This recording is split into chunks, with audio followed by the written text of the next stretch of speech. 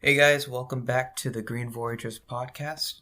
I'm your host, Shravan, And I'm your co-host, Joel. and today is our first ever weekly podcast where we'll be talking about the markets, the political conditions in both the US and the world, as well as some other small nuances here and there. But first, let's start off with the weekly update on COVID. Joel, I think you know more than I do right now.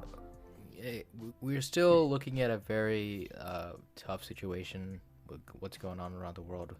You have New York saying that they have low supply of COVID vaccines, and we have a new strain in South Africa.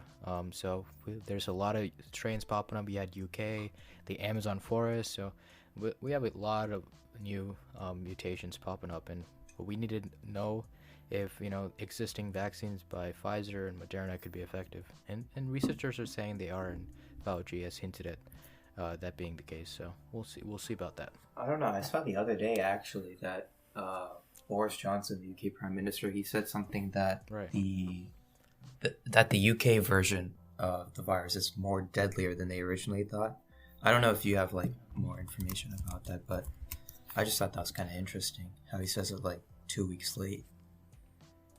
Yeah, I haven't seen any deadliness about the mutation, but from what I've seen, it spreads faster than the virus that we have here. So and existing strains around the world. Yeah, So, it says here from CNBC that the evidence is still in a preliminary stage and it's being assessed by like the advisory groups in the British government. So, we'll see. We'll still see. We have some time before that comes in. But yeah, the South Africa one, I think, is the deadliest one out of them all. Is what I heard, or something like that. Yeah, so we'll have to see what the new administration does. We'll have to see what Biden does regarding travel, and also Biden has come out and said that we might hit, or we'll definitely hit 500K deaths in the coming months. So this year could be another rough year for people. So I'll be honest. I still Mm-hmm. remember when like deaths were like below 100K. I think it was October or something. Yeah. And everyone was like, "Oh shoot, we hit 100K!" And now all of a sudden, well what 400K in? Like, Jesus Christ! Yep. Yeah, they were saying, best case scenario will be, or we'll most likely hit 100 and then we'll have some vaccine. But now we're almost hitting 500, which is, it just shows, but yeah, so. But other than that, the markets are doing well. NASDAQ has rallied to a record close on Thursday, and it's continued to go up. You really wouldn't expect that with what COVID-19 has brought us. Actually, I don't know if you saw, there was actually two recent reports. One was there was numerous Capitol police officers along with National Guards who got COVID infected. And as well as I think this past week has had the highest infection rates for children since the beginning of the pandemic. Yeah, I think I just saw it on like Wall Street Journal, which is insane to say the least. Right. Biden's kind of being put in a tough position to really kind of salvage whatever Trump has kind of destroyed so far this past year. Right. Yeah, we'll have to see. As other than the Operation Warp Speed, pushing the vaccine through and funding all these companies, and making sure they get their efficacy rates. We should have addressed this way back. We obviously had an administration that was laid back and didn't really care till it was too late, and we became we had the most cases, and we're continuing to grow exponentially in cases. But Biden, yeah, he's gonna have a hard time right now. We'll have to see what he does, and these mutations are kind of a growing concern right now for me. Because the Pfizer vaccine, the Moderna vaccine, Sputnik from Russia and Sinopharm from China. These are all expensive vaccines, and most of the countries won't be able to buy in bulk. So we'll have to see, to what extent these mutations can cause damage. Hey, brace for the odds. Hopefully the Barack vaccine comes on clutch funds. Hey, portfolio skyrocket. That's all I'll say. But speaking of Biden, he released, he laid out his 10-day plan as well as his 100-day plan last week after he got inaugurated. I do agree with probably most of it since he overturned the Trump policies that I particularly disliked. But one thing was very interesting was how they want to release all the COVID vaccine supplies right now, as fast as they can. I don't know if it's the right decision, honestly, considering the fact that we didn't really buy any more vaccines from Pfizer. I don't know if Moderna is still going to have enough to supply us to basically give us the second dose, which is really crucial in order for the efficacy rates to actually work. Because I think the first dose itself is 65 to 75% for both Pfizer and Moderna, but it's only the second one that brings it up to the 90%. And the first dose is like a booster, right? Yeah, and we all need it within a month. So it's I don't know if Moderna or Pfizer can really bring up that supply if Biden really wants to push this out. I mean, I know he said, 100 million vaccinations within the first 100 days, but this might be a bit of a stretch. I think they might need to slow down on that one. Yeah, I mean, when last few weeks of Trump administration, they were also having trouble distributing the vaccines. They were well below their targets of vaccinations, so we'll have to see what Biden does new. I don't think he will be able to meet those targets as well, because they're having a bunch of supply chain problems right now, so we'll have to see. Yeah, insane. I mean, government's not been able to solve numerous problems before, but who knows, maybe Biden can turn it around, be the next Abraham Lincoln of our generation. But he has two sides to unite here. Yeah, I mean, he's got one side pretty close on. He just needs to reunite one or two moderate Republicans, and I think he's got a good enough control. But yeah, I mean, other than that, I mean, the other Biden executive orders that, 17 in one day? There's the Keystone, which is pretty huge. Keystone Pipeline? Yeah, that's pretty huge, especially for Canada.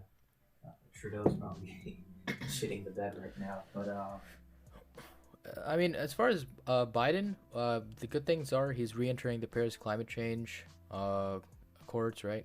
So that's good for renewable stocks. I think more EV stocks will continue to grow under him. They're gonna maybe offer more financial, credits to buying a EV car or something like that. So tax credits and subsidies. So. And then coming back into the WHO, World Health Organization, that's also pretty crucial. Once we left, China was the next major contributor. So we'll see. I don't know, fam. China seems to be on pace to probably overtake us as the number one economy by 2030. Yeah, I think reports are showing. That's what the reports are showing, that they'll surpass our GDP in a few years. 3 or 4 years could change so much. Yeah. Well, boy, they have the labor. We had to outsource it for profits a few decades earlier, and we are suffering the losses now. Yep. China has now gained complete control over the labor market for the whole world. So everything is being made there, and that's some really bad trade deals that we did 2 decades ago. To be fair, it's not all the Trump administration's fault. I think we also got to look at the Obama administration, because they did underestimate China's rise to power. Yeah, especially that is true. Yeah. Yeah. So, but I think underestimating it, they really thought that they would be U.S.'s ally, but he had some other ideas, and look where they are now. But yeah, I don't want to delve too much into that. But I don't know if you had So anything. let's talk about some interesting stocks that popped this week. I mean, we had GameStop surge almost 70%. That was insane. You know, squeezing all the shorts. Oh, right? Yeah. Big lesson to follow here. Don't ever short a stock. Don't ever short it. This is the major reason why you shouldn't short a stock. No matter how much research you have, it's just as soon as a couple million people get on the trend, you're just screwed. I don't know if you saw. I think the volume was like either 150 to 250 million, which is the most that GameStop's ever had since its IPO back in like 06 or something. Yeah, Citron Research is probably crying right now. I mean, it's only one guy, but yeah. Imagine that. He shorts the stock the next day and then just loses everything. Although I don't know if he did short it. Did he say during the live stream that he shorted? Probably cover the short. I mean, I think you have to enter a position, then say that you're short on it, right? Or how does it work? I don't know. I mean... Well, I'm pretty sure they would have a short position on it, and then announce, right? That makes sense. Yeah, they might have. But yeah. And also, Palantir has had a very huge day on Friday. One of the largest... it is the largest gain. It has a single day gain since its IPO. And considering the amount of gains it's had, I'm kind of surprised that 25% is the most it's ever had. Yeah, it's been going up, and I mean it's almost at what 250%. Yeah, I don't know, man. You're the one that bought it at IPO. I'm not the one who did. So, but geez. Yeah, I got in very early.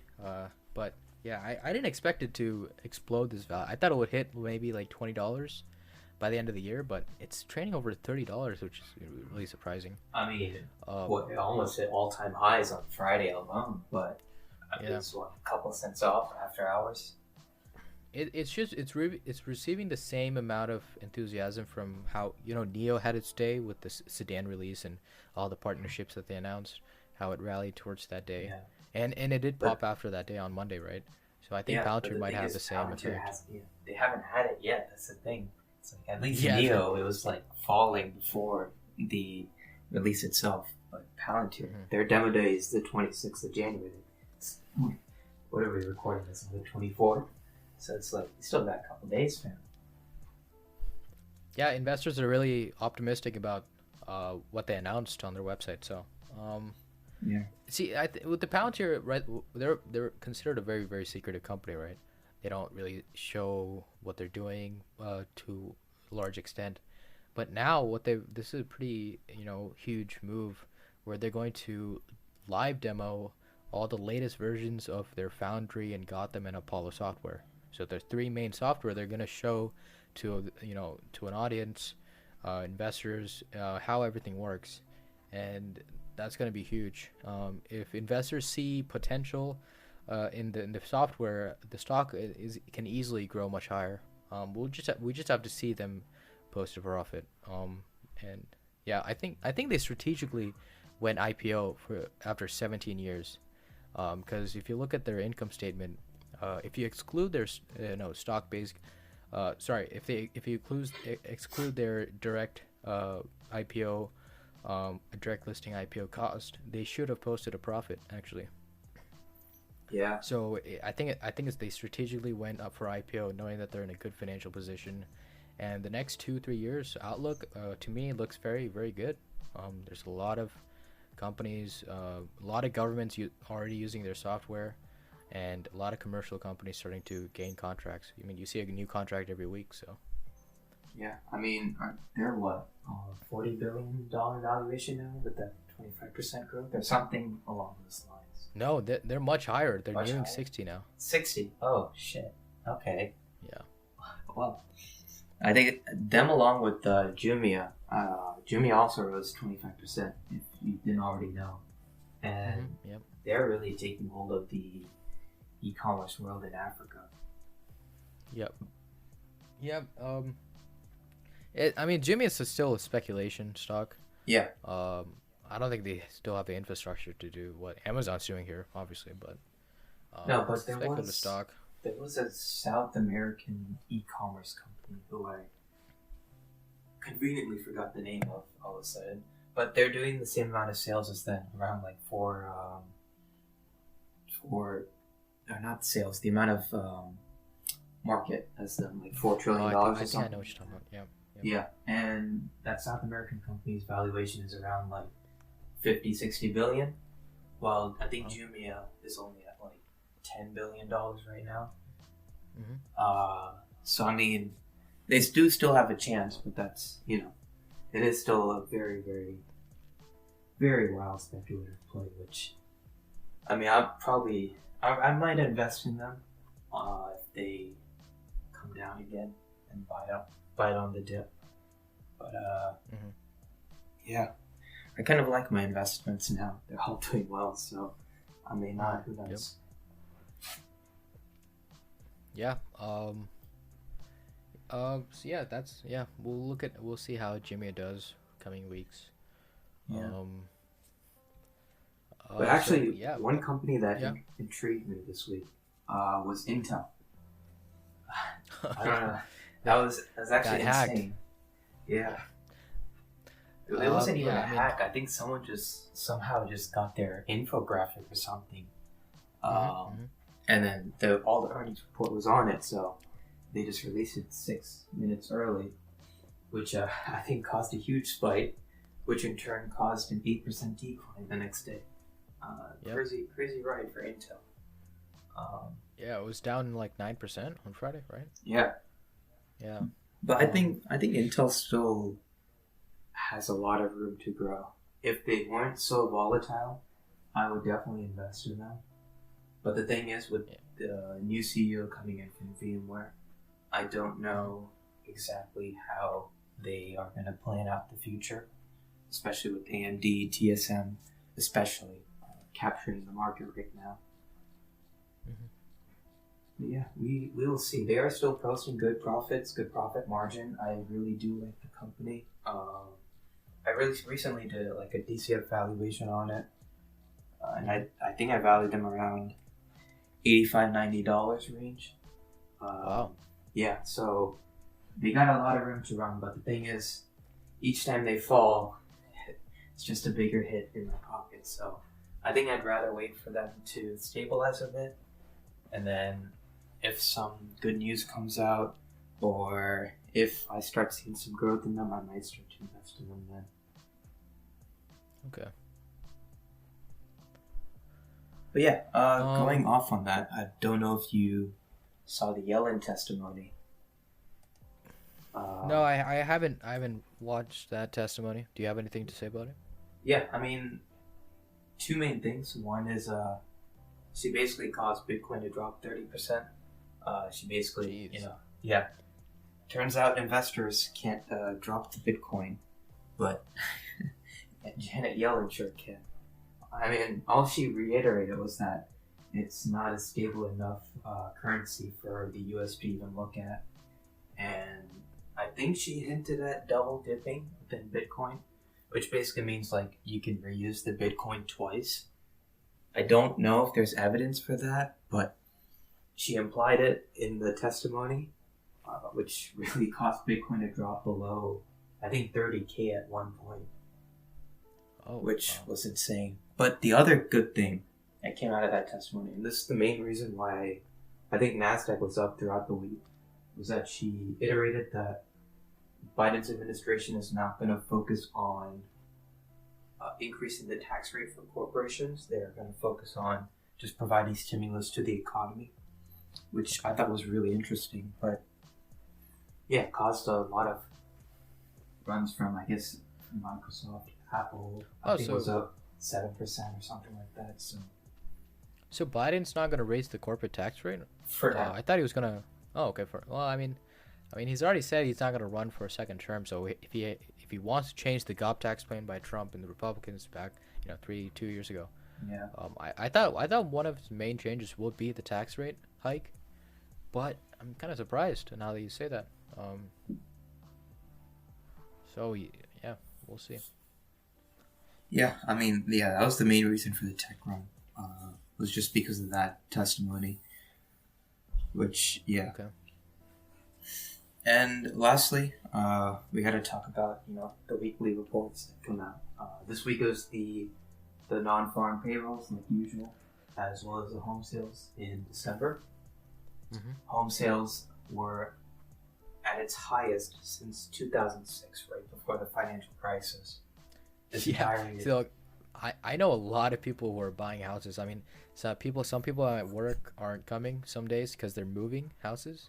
And I was just talking to my manager, and he also bought a house just past week, and he was moving, and he got I think his rate was 2.4 or something. Jeez. So a lot of people are buying houses right now. Yeah, it is really insane how fast it's going. Like, I have family members down in Texas, and the rule now in Texas is if you see a house being built, another one is already being sold, which is really insane. As soon as one house is being built, another one is being sold right next to it. It's not like I'm talking about I'm talking about within that neighborhood itself. As soon as one house is built, there's either one or two more being sold, which is insane. Yep. I mean, I don't know if you saw the report today. Samsung's planning on building a $17 billion chip plant in either Arizona, Texas, or New York. I'm pretty sure they'll do it in Arizona or Texas. Yeah, I mean, that's just more jobs. Texas. Yeah. So I think Texas is the new California, or it's starting to look like. Hopefully, it's not the same politicians. I mean, they might be worse at this rate. Who knows? Yeah, I mean, we'll have to see how people in Texas react. Yeah. You have two different populations, so. But I guess it's hard for us to tell because the demographics will change as well. Yeah, cities will be more, liberal, like Austin and Houston, but the suburbs will stay the same. I mean, it might be like Nova if you think about it. Northern Virginia. Virginia was Republican, I think, only when Bush was elected or something like that. And then, once Obama came in, that's when everything in Northern Virginia just started popping. And that's basically what turns Nova Democratic every time an election comes. Yeah, we know, Virginia, especially the Northern Virginia area, has seen a lot of immigrants influx. So that, that has obviously shifted people applying for citizenship, and that's shifted the whole political landscape here. But what I'm worried about, though, is I think non-farm payrolls are still at 1 million, which goes to show that, Biden's prediction of a K-shaped economy might be coming true, in a way. Yeah, it's definitely true. Yeah. I think even with this stimulus bill, the 1.9 trillion, no matter how much money you give, in the grand scheme of things, $2,000 to students is a hell of a lot of money. But $2,000 to a single mom, a single dad who's working a minimum wage job, I don't know how long that will last them for. Yeah, I mean, they have to cut down the rest of the stuff they add onto the bill and just give people the money each month. They have to do that. Instead of just one payment, they should consistently give people who are unemployed or because of COVID, they should per month they should give $600 or $1,000 check each month. That's what I believe should be done. So I guess it's kind of too late for that. So what they were doing basically between March and July? I mean, yeah, basically, but most people didn't receive those unemployment benefits, right? That is true, yeah. So the website they didn't was execute it down. right. Yeah. And also the bill that they introduced way back in March, it heavily, all the PPP loans, most of the large businesses benefited from that, not the small businesses. So there's a lot of it's corporatist action, right? So it's benefiting the large corporations, and a lot of small businesses are getting closed, and a lot of big businesses are swooping in and taking all the market share. So I will say, I think there may need to be an action where the U.S. may have to start forcing big corporations like Amazon and all to start helping out with the government. Mm-hmm. And, in terms of like unemployment benefits or just handling the logistics of distributing the COVID vaccine or stuff like that in the future. Right. I think they're going to have to set some rules for them, because at this rate, I think it's impossible for them to break those corporations up. But they do need to get some, benefits out of them being that big, and this is the only way I can see that sort of thing happening. Right. I mean, I think maybe like Facebook or Google, in the next 5-10 years could be broken up. I think so. You think? I mean, it'll be hard, especially since the FTC was the one to basically approve all those Facebook acquisitions. Right. They've got so much power now. I think the government, I think 5-10 years from now, they'll get to a point where they need to be broken up. They'll influence our government and our public policy so much. And if you look at this year, if you look at the most lobbying spending, Facebook and Amazon lead the charts. So there's so much control by big tech on our government and our public policy that if we let this go for 5-10 years, they're going to grow much powerful, and I think they'll be broken up. I think so. I think Google controls like 95% of the search engine, or search results. So they just have monopolies, and they'll be broken up. I think the main issue with breaking them up, not that I don't agree with them breaking up, but the main issue is that we're fighting against China right now. And if you break up those corporations, it's a pretty big portion of the economy gone right there. Pretty big portion of the GDP. You might lose some jobs because of it as well. That's one main thing. Also, like I said, the FTC, I don't know how they're gonna basically rule this, because I don't know if I've ever seen, maybe I'm completely wrong, I don't know, I'm not like a law history professor or something, but it's very odd for the FTC to basically approve something and then within a couple of years alone just say, no, you know what, we're just going to break you up instead. I don't know. Well, I mean, we'll have to see with that. So what's on your radar for this week? I'm looking at Palantir's demo day, obviously, and maybe some trades on Fuel Cell and Palantir, Bloom Energy, and NIO. Yeah, I think you posted them on your Twitter as well, so they seem like some pretty good trades. If you guys don't already know, Joel posts some of his trades on Twitter. We will link down his Twitter account in this description. But really what I'm looking at SPCE to really fly, especially since there are rumors that ARK Funds is introducing a space ETF. So I think they should start popping from that, as well as their technicals really look good right now.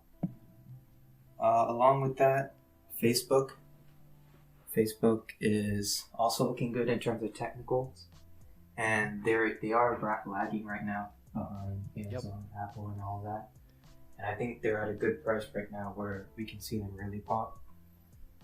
Yeah, it's trading, July prices, right? So I think Facebook's a good ad here for this week. Yeah, and two more actually. One is Salesforce.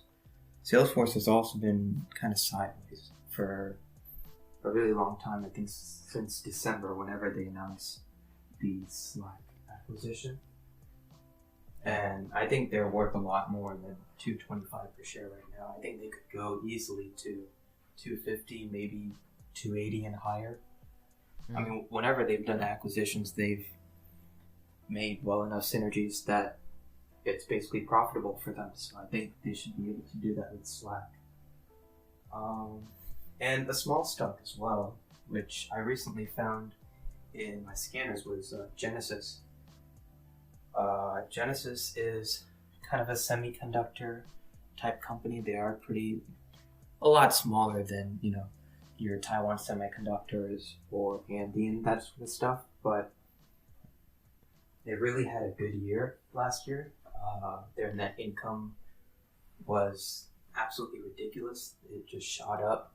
Their revenue streamline just keeps increasing constantly, as well as their operating income, cash flow, and equity.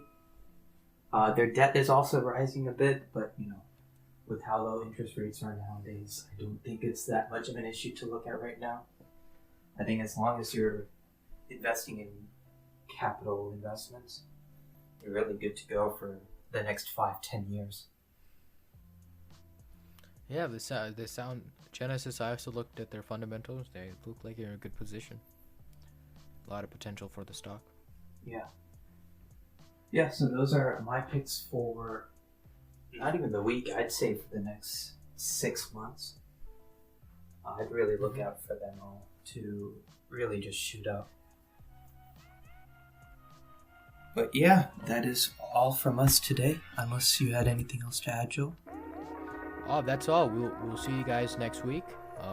We'll be posting weekly podcasts from now on. And stay safe, guys. Yep, so follow us on both Spotify, YouTube, and whichever other platform we're on. Make sure to follow and share it with your friends. And we will see you guys next time.